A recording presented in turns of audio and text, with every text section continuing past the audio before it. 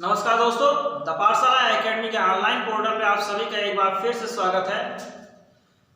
हम लोग class 10 math का डिस्कशन कर रहे थे चैप्टर ट्रिग्नोमेट्री का। तो ट्रिग्नोमेट्री हम लोगों ने एक्सरसाइज जो हमारे 8 थी, यानी कि एक्सरसाइज 8 जो थी हम लोग उसको खत्म कर लिए, यानी कि त्रिकोणमिति का परिचय हम लोगों ने समाप्त कर लिया है। और आज के लेक्चर में हम लोग पढ़ेंगे त्रिकोणमिति के कुछ अनुप्रयोग, अर्थात जिसको हम पहले हाइट एंड डिस्टेंस के नाम से जानते थे। हाइट जैसे कि आपके ऊपर लिखा हुआ बोर्ड में दिख रहा होगा, हाइट एंड डिस्टेंस, उसके ऊपर लिखा है त्रिकोणमिति के कुछ अनुप्रयोग। त्रिकोणमिति जो अनुपात हमने पढ़ा है, जो त्रिकोणमिति परिचय हमने पढ़ा, उसमें रेशियोज पढ़े, यानी ट्रिग्नोमेट्रिक रेशियो के बारे में जाना, sine cos tan sec cosec, उन सब का उपयोग, उन सब का प्रयोग इस चैप्टर में हम करेंगे। इसीलिए इस चैप्टर का नाम रखा गया है त्रिकोणमिति के कुछ अनुप्रयोग। तो यही हाइट एंड डिस्टेंस कहलाता था पहले, और अभी भी हम इसे हाइट एंड डिस्टेंस ही कहेंगे, बस थोड़ा सा नाम इसका चेंज हुआ, त्रिकोणमिति के कुछ अनुप्रयोग रखा गया। तो आज हम लोग डिस्कशन करेंगे इसमें महत्वपूर्ण दो एंगल का, उन्नयन कोण और अवनमन कोण, अर्थात angle of elevation and angles of depression. तो दो एंगलों के बारे में हम आज जानेंगे, और इन्हीं दो एंगल में ये सारा चैप्टर जो हमारे 15 या 16 क्वेश्चन दिए गए हैं, सारे क्वेश्चंस इसी दो एंगल्स पे टिके हुए हैं, अर्थात इनमें यही दो एंगल्स काम करेंगे। सारे रेशियो आ सकते हैं, साइन आ सकता है, cos tan cot sec cosec, ये सारे रेशियो इसमें लगाए जा सकते हैं। कुछ हमें कहीं ऊंचाई ज्ञात करनी होगी, कहीं दूरी ज्ञात करनी होगी, कहीं थीटा का कोण ज्ञात करना होगा, ये सारी चीजें हमको इसमें सीखना होगा। आइए हम लोग पहले देखते हैं कि उन्नयन कोण और अवनमन कोण होता क्या है, अर्थात एंगल ऑफ एलिवेशन क्या होता है और एंगल ऑफ डिस्प्रेशन क्या होता है। आइए हम लोग डिस्कशन करते हैं एंगल ऑफ एलिवेशन की। पहले हम लोग डिस्कशन करेंगे एंगल्स ऑफ एलिवेशन, यानी कि उन्नयन कोण का हम लोग डिस्कशन करेंगे। उन्नयन कोण सर्वप्रथम हम लोग डिस्कशन करेंगे उन्नयन कोण का, अर्थात ये क्या होता है, यानी कि हम लोग डिस्कशन करेंगे एंगल ऑफ एलिवेशन का, यानी कि उन्नयन कोण क्या होता है, हम लोग इसका डिस्कशन करेंगे। और दूसरी तरफ हम लोग देखेंगे एंगल ऑफ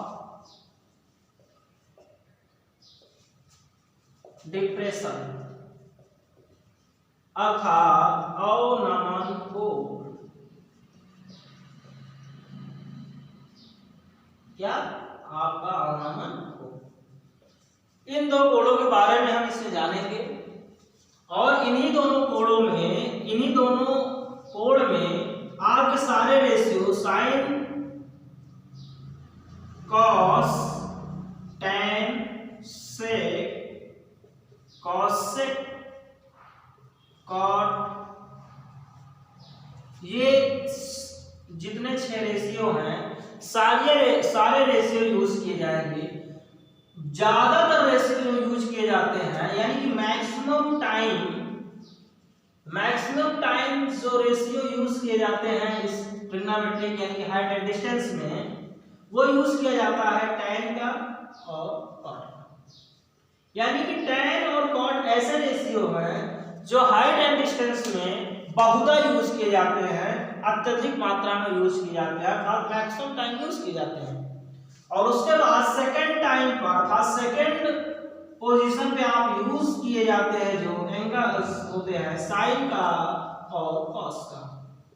साइन और कॉस उसके बाद यूज किए जाते हैं, अर्थात टैन और कॉट के बाद।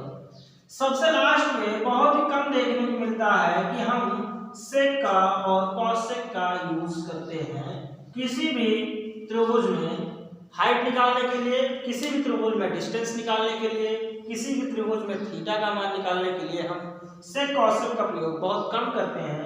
मैक्सिमम टाइम यूज हम टैन और कॉट करते हैं, उसके बाद साइन या कॉस करते हैं। तो आइए कैसे हम इसका यूज करते हैं ये देखते हैं। एंगल ऑफ एलिवेशन क्या होता है इसके बारे में पहले चर्चा करेंगे, अर्थात एंगल ऑफ एलिवेशन को ही उन्नयन कोण कहते हैं।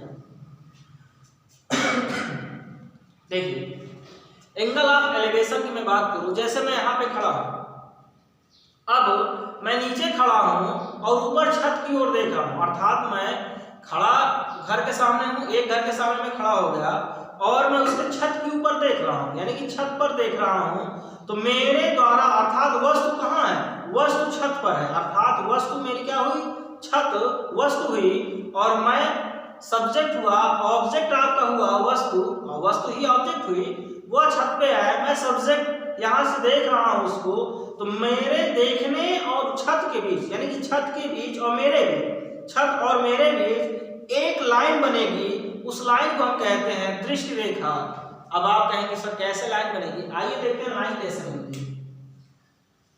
मान लिया यहाँ पे वस्तु है, इस पॉइंट पे कोई एक वस्तु है, वस्तु यानी कि कोई एक ऑब्जेक्ट यहाँ पे आपका रखा हुआ है, क्या रखा हुआ है, यहाँ पे कोई एक ऑब्जेक्ट रखा हुआ है, यहाँ पे आपका एक सब्जेक्ट है, यहाँ पे क्या है, सब्जेक्ट आपका है, सब्जेक्ट का मतलब होता है देखने वाला, है ना, जो काम को कर रहा है, इसी को हम, ये आपका सब्जेक्ट हुआ, ये आपका ऑब्जेक्ट हुआ। अब मैं इसको मान लूं ये आपका बेस पॉइंट है, ये जो पॉइंट आपको दिख रहा है ना, इसी को मैं कह दूं यही क्या है, बेस पॉइंट है। बेस पॉइंट का मतलब कि मैं जमीन पर खड़ा हूं, ये पॉइंट आप जमीन पे भी हो सकता है, हवा में भी हो सकता है, पानी में भी हो सकता है, किसी भी पोजीशन पे हो सकता है।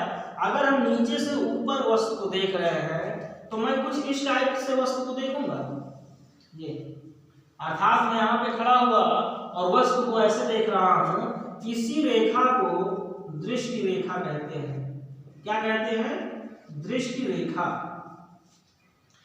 ये रेखा बनती हुई आपको दिखाई नहीं देगी, ये रेखा आपको बनती हुई दिखाई नहीं देगी, यह एक काल्पनिक रेखा है, हम मान लेते हैं। जैसे मैं किसी वस्तु को देख रहा हूं नीचे से ऊपर की ओर, तो मैं ये पाऊंगा कि ये वस्तु कहाँ है, तो मैं यहाँ से, और मेरा जो ध्यान होगा, जो मेरा पूरा फोकस होगा उस दीवार पे होगा, उस दीवार की छत पर होगा, अर्थात मेरे और उसके बीच एक लाइंस बनेगी जो एक काल्पनिक रेखा होगी, और वो जो ऑब्जेक्ट है, उसी ऑब्जेक्ट और सब्जेक्ट के बीच की जो लाइन काल्पनिक रेखा बनी, उसका नाम हमने दिया था दृष्टि रेखा।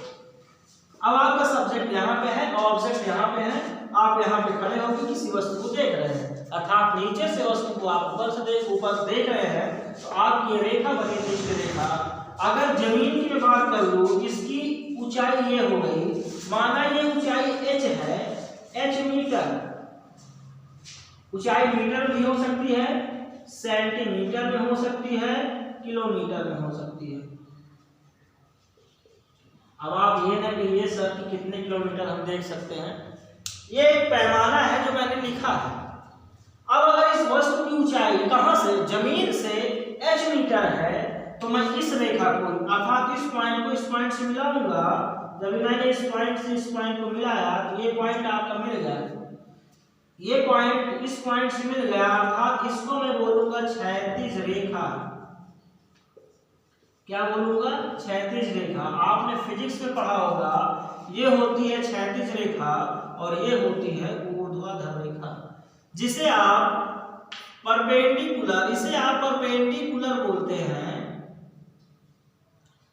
परपेंडिकुलर बोलते हैं। और ये आपकी क्षैतिज रेखा हुई जिसे आप हॉरिजॉन्टल रेखा बोलते हैं, हॉरिजॉन्टल लाइंस बोलते हैं। कौन सी लाइन, हॉरिजॉन्टल लाइंस बोलते हैं। ये आपकी क्षैतिज रेखा हुई, आपकी ऊर्ध्वाधर रेखा हुई, अर्थात इस पॉइंट से इस पॉइंट को जो मैंने मिलाया, ये आपकी कौन सी रेखा कहलाई, क्षैतिज रेखा कहलाई। और वस्तु की दूरी, ये वस्तु जो ऊपर है, जमीन तक की जो दूरी मैंने माना h मीटर, इसी को कहते हैं ऊर्ध्वाधर दूरी, ऊर्ध्वाधर ऊंचाई। इसे क्या बोलते हैं, ऊर्ध्वाधर ऊंचाई बोलते हैं। और इस क्षैतिज रेखा को ही लंबाई का नाम देते हैं। ये लंबाई हुई कि नहीं हुई, आप जब कोई चीज अपने क्षैतिज नापते हैं समतल पे ऐसे, तो ये कौन सी रेखा होती है, ऐसे आप नाप रहे हैं किसी चीज को, तो आपकी लंबाई कहलाती है। और ऊपर की ओर आप जा रहे हैं तो वो ऊंचाई कहलाती है। अब आप देख रहे होंगे कोई एक कोण का निर्माण होगा, इसका नाम हम दे देते हैं। नाम क्या देंगे? इसको मैंने ए दिया, ये पॉइंट आपका बी हुआ, तो ये पॉइंट आपका सी हुआ। एक त्रिभुज का निर्माण हुआ, त्रिभुज एबीसी का निर्माण हुआ, और ये त्रिभुज ये सी पर जो थीटा बना है, थीटा कोण मैंने माना, इसी थीटा कोण को हम कहते हैं, कौन सा कोण कहते हैं भैया? उन्नयन कोण। उन्नयन कोण इसी को कहते हैं, इसी को सॉरी इसी को उन्नयन कोण कहते हैं। अर्थात यही कोण एंगल्स ऑफ एलिवेशन कहलाता है। क्या कहलाता है बच्चा? एंगल ऑफ एलिवेशन कहलाता है। अब आपको इसमें कितने पॉइंट दिखते हुए मिलते हुए दिख रहे हैं? पहला दृष्टि रेखा, दूसरा ऊर्ध्वाधर ऊंचाई, तीसरा क्षैतिज रेखा, और चौथा उन्नयन कोण अर्थात एंगल ऑफ एलिवेशन। यानी कि 4 पॉइंट आपको मिलते हुए दिख रही हैं। अब आप देख रहे होंगे सर काफी ज्यादा हो गया। अब आप इसमें देखिए, अगर मैं उन्नयन कोण की बात कर रहा था तो उन्नयन कोण में आपको 4 पॉइंट मिल रहे हैं। पहले पॉइंट की बात करूं तो आपको मिली दृष्टि रेखा। क्या मिली? पहले पॉइंट में आपको मिली दृष्टि रेखा, दूसरे पॉइंट में आपको मिली ऊर्ध्वाधर ऊंचाई, जिसे आप परपेंडिकुलर हाइट बोल सकते हैं। तीसरा पॉइंट आपको मिली क्षैतिज रेखा। क्या मिला? क्षैतिज रेखा मिली। और चौथा पॉइंट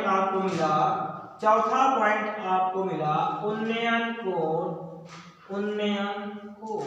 अर्थात एंगल ऑफ एलिवेशन। क्या मिला? Angle of elevation. हमने पहली हेडिंग डाला कि हमें क्या फाइंड कर रहा है? एंगल ऑफ एलिवेशन फाइंड करना है। तो हमने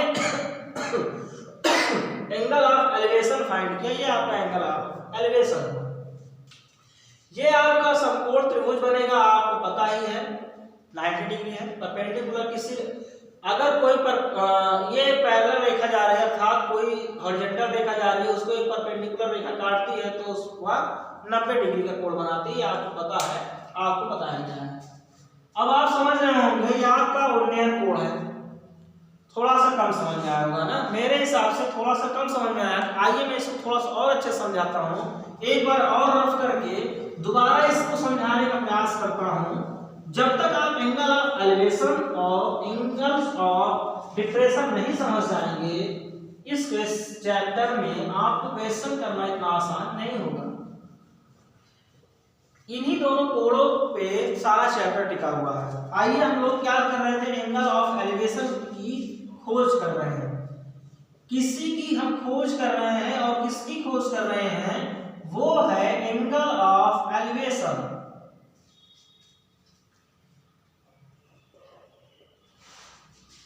एंगल ऑफ एलिवेशन की हम लोग खोज कर रहे हैं। मैंने अभी बताया कि मैं किसी वस्तु को नीचे होके, अगर मैं जमीन पे खड़ा हूं, जमीन में मैं खड़ा हूं और मैं छत के ऊपर देख रहा हूं, अर्थात जब हम नीचे से ऊपर की ओर देखते हैं तो सदैव अर्थात ऑलवेज आपको एंगल ऑफ एलिवेशन अर्थात उन्नयन कोण प्राप्त होगा।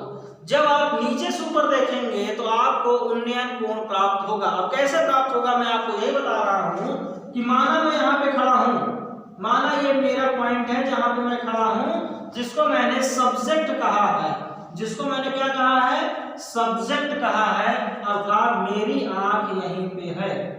ये मेरी कुछ आंख है इस टाइप की, बहुत अच्छी आंख नहीं बनानी है, ये आंख है जो बन गई है, यही सब्जेक्ट है। और यहाँ पे कोई एक वस्तु है, ये वस्तु है, ये क्या है? वस्तु है। इस पॉइंट पे क्या है? वस्तु, जिसको मैंने कहा है क्या है? ये ऑब्जेक्ट है। क्या है? ऑब्जेक्ट है बच्चा, ऑब्जेक्ट है। ठीक, तो मैं नीचे खड़ा हूं और मैं छत के ऊपर देख रहा हूं। नीचे खड़े होकर मैं छत के ऊपर देख रहा हूं, तो जब हम नीचे से ऊपर देखते हैं तब बनता है एंगल ऑफ एलिवेशन तब बनता है उन्नयन कोण। अब आप ये मत समझिएगा एंगल ऑफ एलिवेशन और उन्नयन कोण अलग अलग है। उन्नयन कोण हिंदी होता है और इंग्लिश में उसी को एंगल ऑफ एलिवेशन बोलते हैं, ठीक, अर्थात एलिवेशन एंगल बोलते हैं। तो मैं नीचे खड़ा हूँ, ऊपर देख रहा हूँ, तो कौन सा कोण बना? उन्नयन कोण बना। कौन सा कोण बना? उन्नयन कोण बना। इसी कहते हैं क्या? Angle of elevation. और ये मैं यहाँ से देख रहा हूँ, देखो मैं यहाँ पे खड़ा हो गया और यहाँ पे ऐसे देख रहा हूँ, ये वस्तु यहाँ पे है, मैं यहाँ पे खड़ा हूँ, मेरी आँख इसको देख रही है, तो कौन सा कोण मैं इसको बताऊंगा? ये कोण एंगल ऑफ एलिवेशन होगा। कौन सा कोण होगा बच्चा? एंगल ऑफ एलिवेशन होगा। और जमीन तो यही है ना, ये आप क्या है? ये जमीन है, जो एक क्षैतिज रेखा है, मैंने इसको जमीन के सहारे से खींच दिया। मैं ऐसे जमीन पे खड़ा हूँ, जब आप जमीन पे खड़े होंगे, आप प्रैक्टिकल घर में करिएगा, आप ऐसे छत पे देखेंगे, तो आप छत पे देख रहे हैं, तो आपकी एक दृष्टि रेखा बनी उस वस्तु पर। जमीन पर आप खड़े हैं, तो आप जमीन जब खड़े हैं तो एक रेखा आपको ऐसे दिखाई देगी हॉरिजॉन्टल, और हॉरिजॉन्टल जहाँ पे दिखाई देगी और वो वस्तु जहाँ पे होगी, उस वस्तु की शिखर से आप जब सीधी एक रेखा खींच देंगे, ऊर्ध्वाधर रेखा खींच देंगे, तो आप पाएंगे एक त्रिभुज बनता हुआ पाएंगे और समकोण त्रिभुज पाएंगे। तो मैंने ये एक क्षैतिज रेखा खींची और वस्तु का ये शिखर है, इस शिखर से मैंने इस रेखा पे एक ऊर्ध्वाधर रेखा खींच दिया। क्षैतिज रेखा पे मैंने एक ऊर्ध्वाधर रेखा खींचा, तो ये मेरा कोण बनकर तैयार हुआ। ये एक समकोण कोण हुआ, समकोण त्रिभुज हुआ 90 डिग्री। मैंने बताया था कि सब्जेक्ट अगर आंख यहाँ से देख रही है इस वस्तु को, तो इस वस्तु और सब्जेक्ट और वस्तु के बीच जो रेखा हुई वह कहलाई दृष्टि रेखा। क्या कहलाई? दृष्टि रेखा कहलाई। कौन सी रेखा कहलाई? दृष्टि रेखा कहलाई। और यह काल्पनिक रेखा होती है, ठीक है। इसको आप ऐसा मत मानिएगा कि यह रेखा वास्तव में बनती हुई दिखाई देती, नहीं, ये काल्पनिक रेखा है, माना गया है। और ये आपका एक ऊर्ध्वाधर रेखा है। ये कौन सी रेखा है? ऊर्ध्वाधर रेखा है। कौन सी रेखा है आपकी? आपकी एक ऊर्ध्वाधर रेखा है। कौन सी रेखा है? ऊर्ध्वाधर रेखा है। और इस रेखा को मैंने क्या बताया था आपको? ये आपकी क्षैतिज रेखा है, क्योंकि ये आपके जमीन के सीधा एकदम हुई है। ये जमीन से एकदम सीधा ऐसे है, क्षैतिज रेखा हुई। ये जमीन से और वस्तु के शिखर बिंदु से सीधा एक लाइन खींची गई है, ऊर्ध्वाधर परपेंडिकुलर किया गया है, तो ये है वही आपकी ऊर्ध्वाधर रेखा। इसी क्षैतिज रेखा को हम कहते हैं लंबाई। इसी क्षैतिज रेखा को हम कहते हैं ये लंबाई है। और इसी ऊर्ध्वाधर रेखा को हम कहते हैं ये ऊंचाई है। क्या है? ऊंचाई है। ये जो एंगल बना, ये जो बना वस्तु और इस रेखा क्या क्षैतिज रेखा और दृष्टि रेखा के बीच का जो एंगल बना वह एंगल थीटा हुआ। और इसी थीटा एंगल को हमने कहा ये है हमारा उन्नयन कोण। कौन सा कोण है? उन्नयन कोण है। और इसी उन्नयन कोण को इंग्लिश में कहते हैं एंगल ऑफ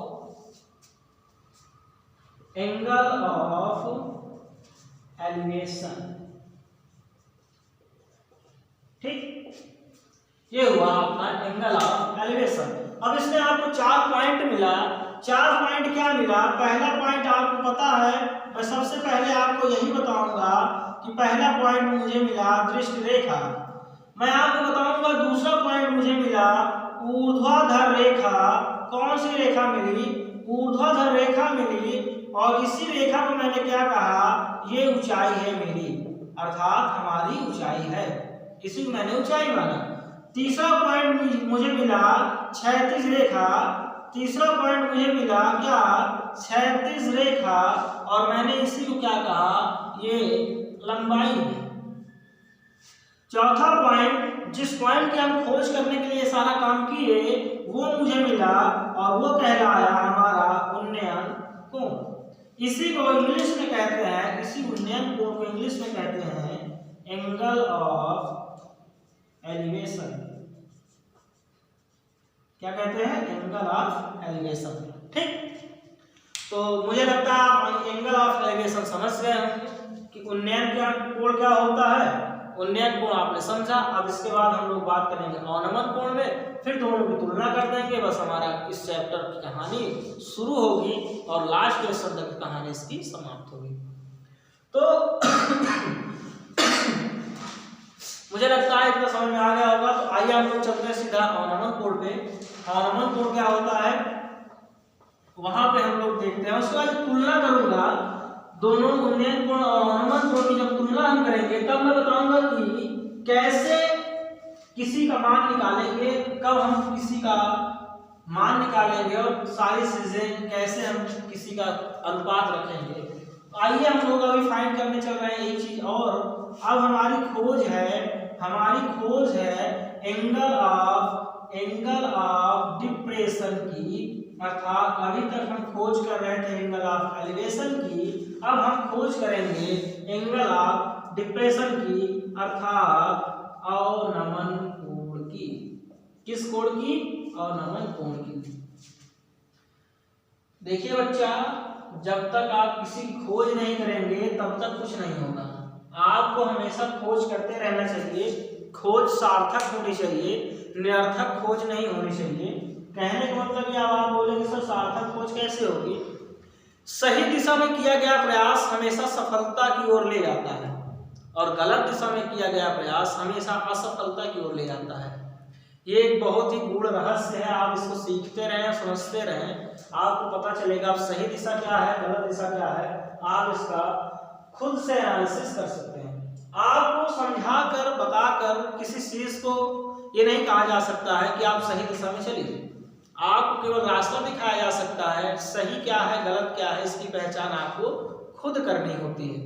समाज में देखकर, दूसरों को देखकर आप सीख सकते हैं कि वह सही कर रहा है कि गलत कर रहा है। अगर आप उसके काम की समीक्षा कर रहे हैं तो उसके बाद आप अपने पे खुद एक वर्कआउट के लिए, खुद के लिए वर्कआउट करेंगे तो आपको पता चलेगा आप सही दिशा में हैं या नहीं। तो मैंने कहा क्या, सही दिशा में किया गया प्रयास सफलता की ओर ले जाता है और गलत दिशा में किया गया प्रयास हमेशा असफलता की ओर ले जाता है। इसलिए हमेशा सही दिशा में और लगातार प्रयास करते रहना चाहिए अपनी सफलता को प्राप्त करने के लिए। ठीक है, तो आइए हम लोग एंगल ऑफ डिप्रेशन की खोज करते हैं। देखिए, अब मैं बैठ गया छत पे बैठ गया या किसी मंदिर के शिखर पे बैठ गया। अब आप बोलेंगे मंदिर के शिखर पे कैसे बैठेंगे? अरे मंदिर में भी छत बना होता है, उसके ऊपर कुछ और बना होता है। अब मैं मंदिर के ऊपर बैठ गया या छत के ऊपर बैठ गया, मान लीजिए किसी बिंदु पर मैं बैठ गया और मैंने कहा मैं ही सब्जेक्ट हूं। मैं वह सब्जेक्ट हूं जो छत के ऊपर बैठा हुआ है। नीचे कोई वस्तु है, इस पॉइंट पे एक वस्तु है। मैं इस वस्तु को देख रहा हूं, मैंने कहा ये ऑब्जेक्ट है। अब मैं यहां बैठा हूं और यहां देख रहा हूं। पहले मैं यहां खड़ा था, यहां देख रहा था, लेकिन नहीं, अब मैं छत पे चला गया हूं और छत से मैं नीचे देख रहा हूं। आप लोग करते होंगे, आप कभी नीचे से ऊपर देखते हैं और कभी ऊपर से नीचे देखते होंगे। ये प्रक्रिया चलती रहती है। तो देखिए, जब मैं छत पे गया ऊपर और यहां से मैं किसी वस्तु को देखा तो एक रेखा बनी। ये दोनों पॉइंट के बीच में, दोनों बिंदुओं के बीच में एक रेखा बनी। आप बोलेंगे बिल्कुल सर बन गई। और एक रेखा जो बनी उसका नाम हमने दिया दृष्टि रेखा। क्या नाम दिया हमने? इसका नाम हमने दिया दृष्टि रेखा। अब आप सोचेंगे सर दृष्टि रेखा कहाँ होगी? देखिए, आप यहाँ पे थे, आप यहाँ पे खड़े थे, छत के ऊपर है और आप नीचे इस वस्तु को देख रहे हैं। तो इस सब्जेक्ट और इस वस्तु के बीच जो रेखा बनी वह दृष्टि रेखा कहलाई। और जमीन, जो वस्तु जमीन पर है, इसकी क्षैतिज मैंने एक रेखा खींच दिया। ये जो क्षैतिज रेखा कहलाएगी, क्या कहलाएगी? क्षैतिज रेखा। क्या कहलाएगी बच्चा?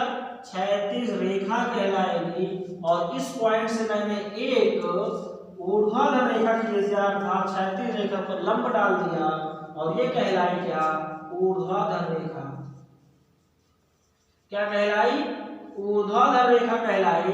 और आपको पता है इसी क्षैतिज रेखा का ऊपर जितना ये नीचे बना हुआ है, ये काल्पनिक रेखा इसी का समांतर एक खींचते हैं। ये आपकी एक काल्पनिक रेखा में खींच रहा हूं जो नीचे वाली क्षैतिज रेखा के समांतर है।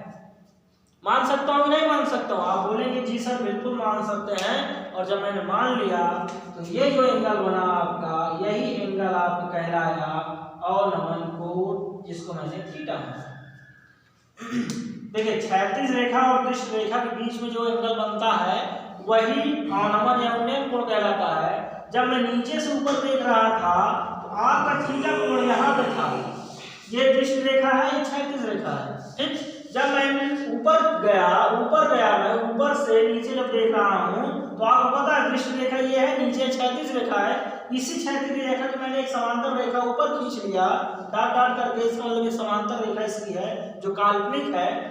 तो यहाँ पे जो एंगल बनेगा अब ये आपकी क्षैतिज रेखा होगी, ये दृष्ट रेखा, इन दोनों के बीच कोण क्या होगा? थीटा। और इसी को हम कहेंगे अवनमन कोण। ये आपकी क्षैतिज रेखा है ना, क्या है आपकी क्षैतिज रेखा। और इसी थीटा को हम कहेंगे क्या?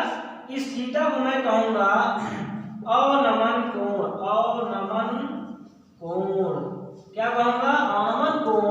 और इंग्लिश में मैं इसको कहूंगा एंगल ऑफ डिप्रेशन, ठीक है।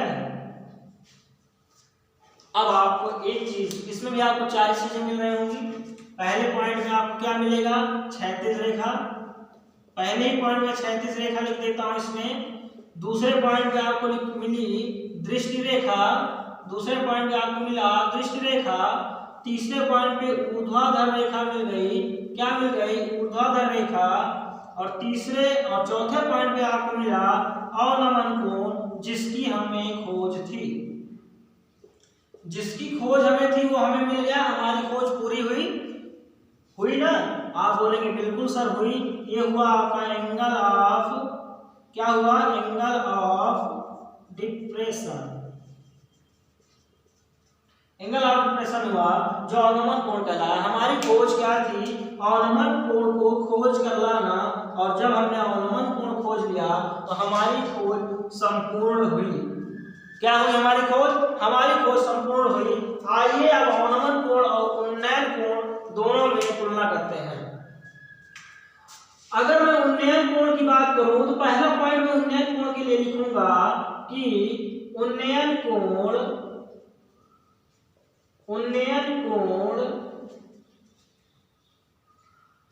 तब बनता है जब हम ऊपर से जब हम नीचे से ऊपर की ओर देखते हैं। ऊपर की ओर देखते हैं।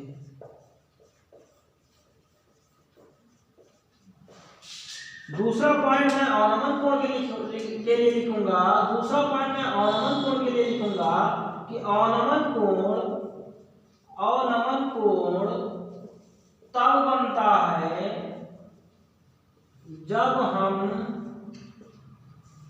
तब बनता है जब हम ऊपर से नीचे की ओर देखते हैं। ये दोनों में डिफरेंस है।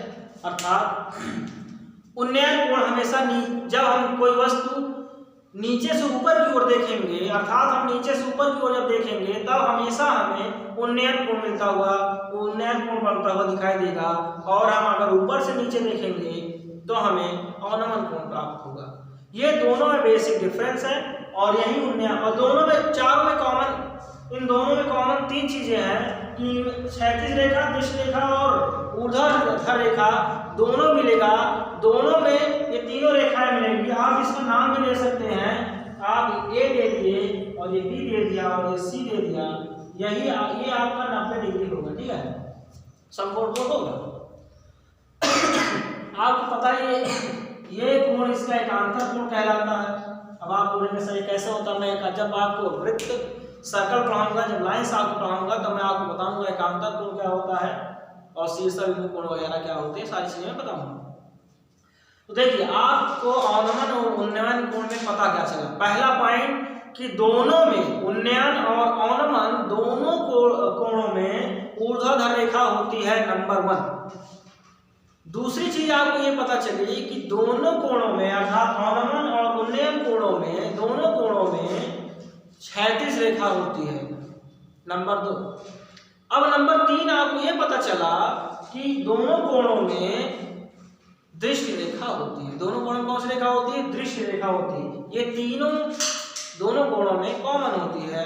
और चौथी चीज ये है कि उन्नयन कोण नीचे से ऊपर देखने पर प्राप्त होता है और अवनमन कोण ऊपर से नीचे देखने में प्राप्त होता है। ये आपका बेसिक चीज रहा जो अवनमन और उन्नयन कोण का रहा। इसके बाद हम लोग एक्सरसाइज पे आएंगे, ठीक है, कि हमारी एक्सरसाइज क्या है और हम एक्सरसाइज करेंगे। जब हम एक्सरसाइज करना शुरू कर देंगे तो आपको अवनमन उन्नयन में जो थोड़ा बहुत कंफ्यूजन होगा वो सारा कंफ्यूजन आपको उन्नयन और अवनमन में दूर होगा। आज बस यही तक, धन्यवाद क्लास।